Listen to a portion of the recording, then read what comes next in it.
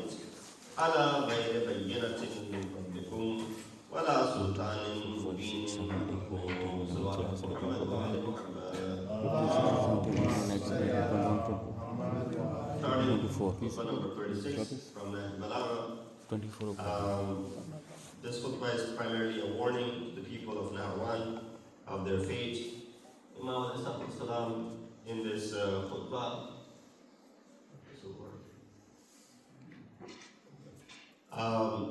highlights what took place after the arbitration. So if you remember khutbah number 35, the discussion was around the Hakamain, the arbitration that took place between Abu Musa Ash'ari and Amr As, and this had taken place after the conclusion of Balagha Sunday, and after which this group of Khawarij came into existence. And when they came into existence, this led up to another battle that Imam was entangled in, and that is known as Battle of Naigh. So this khutbah most likely was delivered around the time Imam was about to engage in battle with these individuals. Naigh, of course, is located besides a river near Kufa, so around that place and vicinity, on the side of the desert of Harura. It is this very group that raised the issue of Hakamiyya in the beginning, and in the end they broke their allegiance with Imam and openly manifested their enmity towards Imam Ali. In this very place, the desert of Harura, they waged war against Imam, and since the place of the battle was called Harura, this group became known as Haruriyya. Leader was Harqus ibn Zuhair as-Sa'di. Imam first went to them. I'll get to some of the other details of it towards the end. Imam went to them in person. First he sent some people to convince, and then Imam went himself as an ultimatum, right? Sometimes you send someone else, things don't work out, and you go yourself. It shows that you really mean it. And the higher ranking person goes, the more it makes sense. But of course, they welcomed Imam and answered Imam with arrows. So thereupon, of course, Imam had no other choice but to fight against them. But even before that, Imam rose and Imam gave this khutbah, which we are, inshallah, going to indulge into. Okay.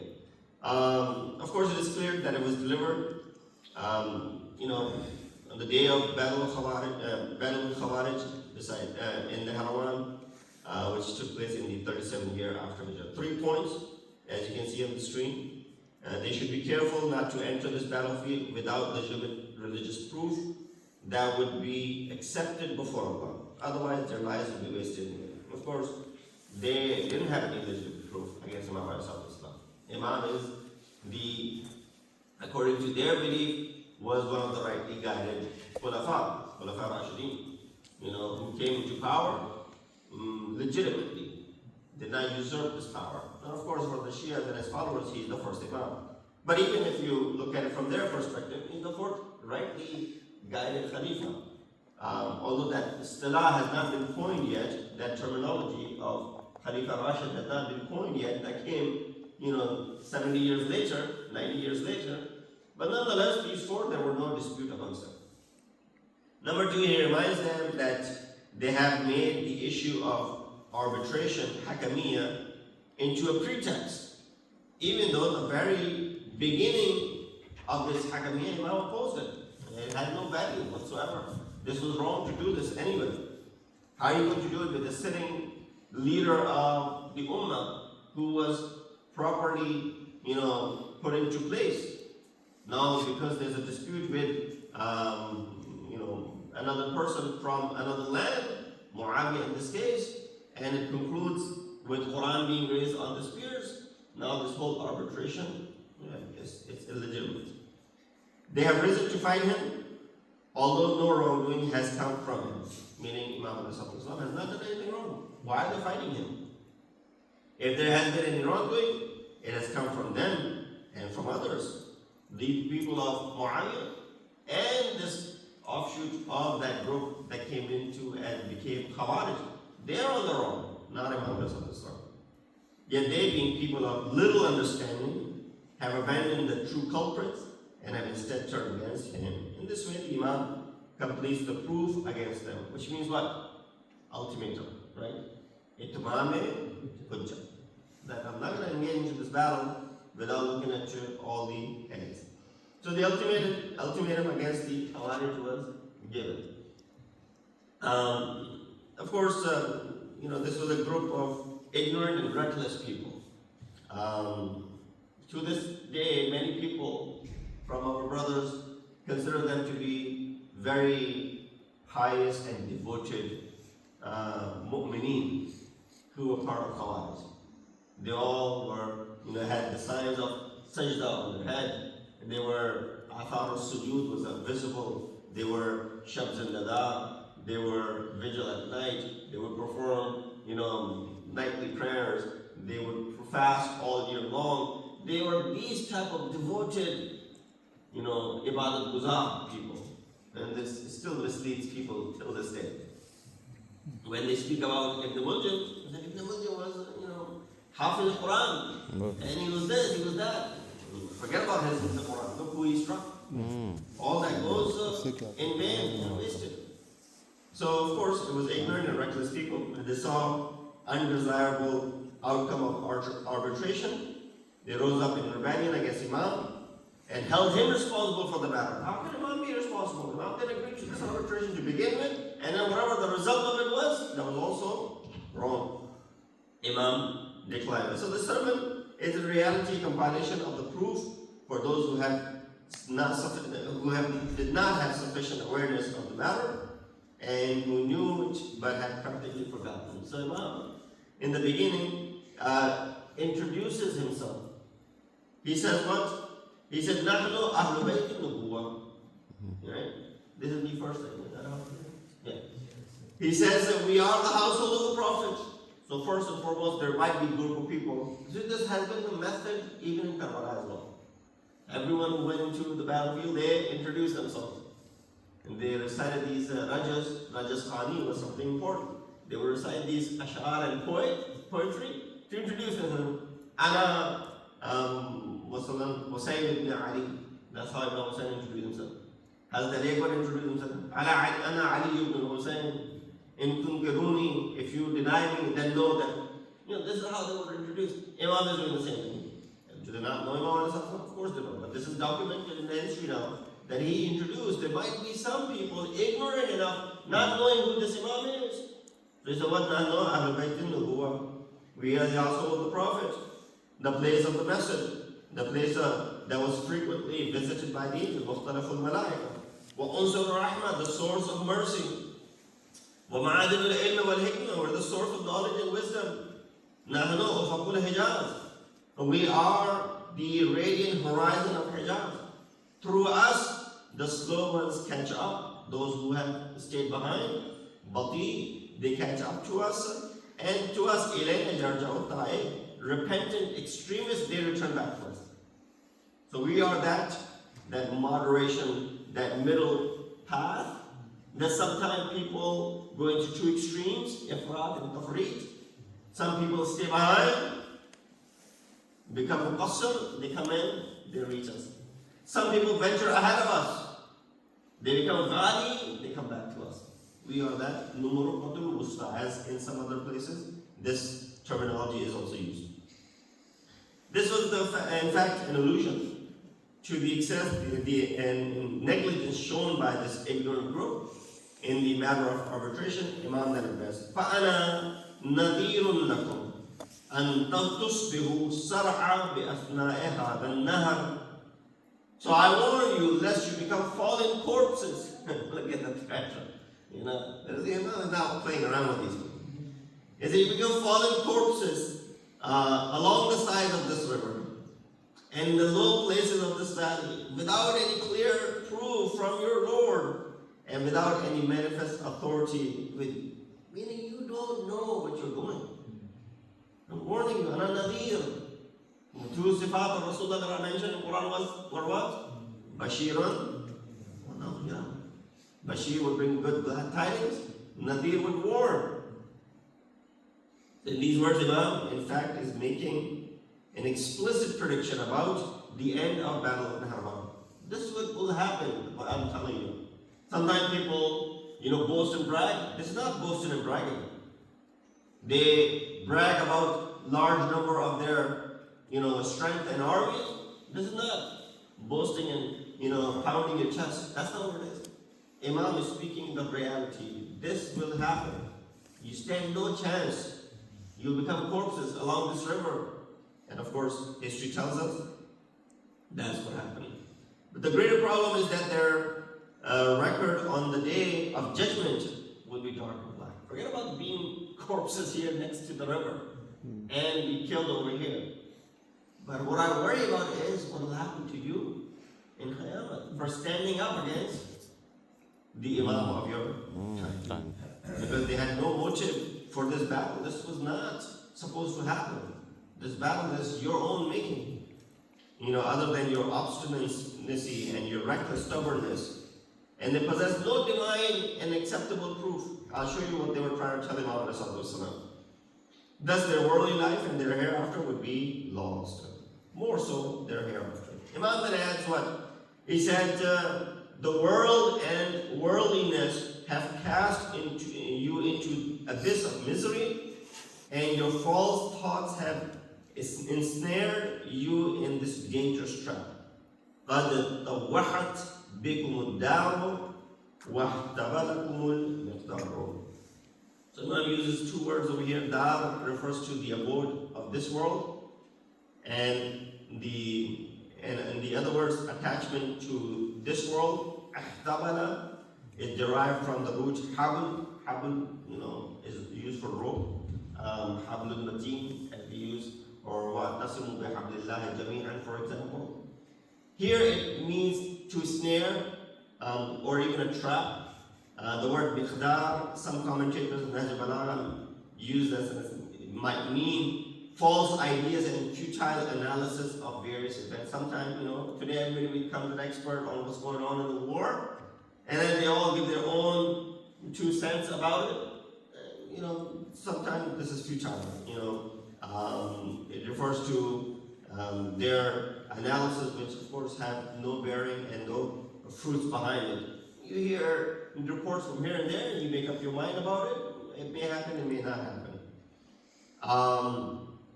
When we study the history of this event carefully, the truth of Imam's words becomes fully manifested and evident in the lives of this group. They were people who were obstinate, fanatical, lacking in understanding, attached to worldly matters, and weak in character. You see a similar group today in Islam as well, who are definitely obstinate, they're fanatical, right? When it comes to religion, religiosity, fanatics. This is bid'ah, that is bid'ah. This is haram, that is haram. This is shirk, that is shirk. That group is what the continuation of Khawarij is today. That's the same example. So therefore, in the end, there's a man who makes a dua that Allah, or says, thankfully, Allah, you got rid of this fanatical group from us. Imam said, don't be quick about it. This group will come to existence again. In every time, there will this group that will remain. Then Imam turns to the story of the two arbitrators. He says, next screen? Okay. Alright, so we did that part. Right? He said, وَقَدْ كُنْتُ نَهَيْتُكُمْ عَنْ هَذِهِ الْحُكُومَةِ فَأَبَيْتُمْ عَلَيَّ إِبَاعَ الْمُخَالِفِينَ. If it's not there, it's not there. So right here, you can see from here. وَقَدْ كُنْتُ نَهَيْتُكُمْ عَنْ هَذِهِ الْحُكُومَةِ فَأَبَيْتُمْ عَلَيَّ إِبَاعَ الْمُخَالِفِينَ الْمُنَابِذِينَ حَتَّى صَرَفْتُ رَأْيِي إِلَى هَوَاكُمْ. I had forbidden you from this arbitration, You stubbornly oppose me with the obstinacy of those who resist and rebel until I turned aside my own opinion and yielded to your desire. In reality, you are blaming me for something whose foundation was laid by yourself. You were the culprits. Something that you impose upon me, and for which you even threaten me with death. Now, remember the previous sermon, if you forgot, in the previous sermon, in number 35, they said to Imam, bring and call back Malik Ashtar. If you don't do so, we'll kill you. Imam sends someone to bring Malik Ashtar back, who was on the brink of the victory. Malik Ashtar said, go back to Imam, tell him, no, not right now. That man comes back and says, no. Imam says, he insists. He said, why? He said, this is what these people are saying. So then Malik Ashtar, let's go. So Imam says this. He said, you threaten me with death. Now that you have seen the evil consequences of the arbitration, you threaten me of death and agree to what? This arbitration. He said, look, these people are holding Quran. We should talk to them. It's always good to have a dialogue instead of bloodshed. Some places, it's not good. Over here, it was not good. In this position, in that sense, it was not. Those people should have been taken care of over there. Ahl-e-Sham, Muawiyah and his army should have been, Amr ibn al-As, they should have been taken care of over there. If they had been taken care of over there, that entire, next 50 years of Banu Umayyah would not have existed. Imagine that. This happened in the 37th, 38th year after Hijrah. Banu Umayyah remained in power until 129. 129. If these are squashed right there and killed, then this doesn't continue. So not always dialogues are, worth the time. But Imam held back. He said, okay, you want dialogue? Because these people are raising false Quran on the spears, and you've been tricked into their trickery? Okay, sure. We'll hold back. And on top of that, when Imam insisted, they said, we'll kill you. Okay, sure. Now that the point has reached this point, I'll abstain. I'll return. Even calls back Malik Ashtar. But then what happens? This is what Imam is saying. You threaten me with death? Now that you have seen the evil consequence of that arbitration. You were thinking, we should have arbitration. We should have a dialogue. You wish to cast your guilt upon someone else. You realize your mistake. Now you want to, just like anyone else, you don't want the blame to be yourself, on you. You want to push the blame on someone. He did it. He said it. They were the ones. Imam says, أنتم معاشر أخفاء الهام سفهاء الأحلام. All of this is because you are people of light heads and feeble minds.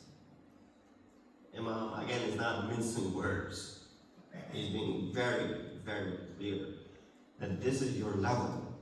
You did not come. You were tricked back then, and now you're trying to remove the blame and guilt from yourself. These two expressions may simply be an emphasis upon the foolishness and the ignorance of the people of Naigh. It's also possible that some commentators like Balagha have said that the first phrase refers to their instability and lightheadedness, for they change their views and direction with slightest cause.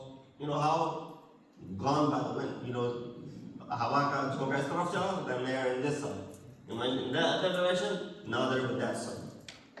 One day they were ardent supporters of arbitration. The next day they became the fiercest enemies. That was wrong. What was their slogan? We'll get to that. La hukma illa Allah, right? There's no hukum except the hukum of Allah. And this arbitration was definitely not the hukum of Allah. That was their slogan.